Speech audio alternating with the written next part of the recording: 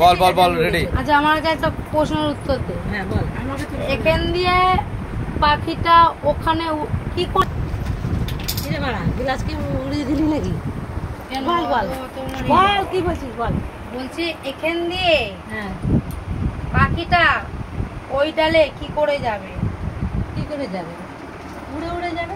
তার মানে কি উড়ে?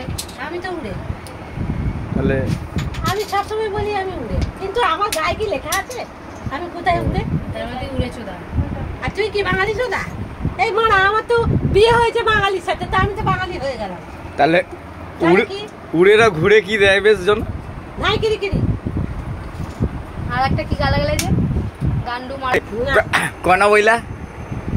কোন কইলা? হ্যাঁ কিছু কইলানি না কি গান্ডি মারুছিস শঙ্কররা না কনা বডিলা? মানে হেলা কিছু করে আচ্ছা গান্ডি মারুছি জানি না তো, খালি ভাই কথা হচ্ছে।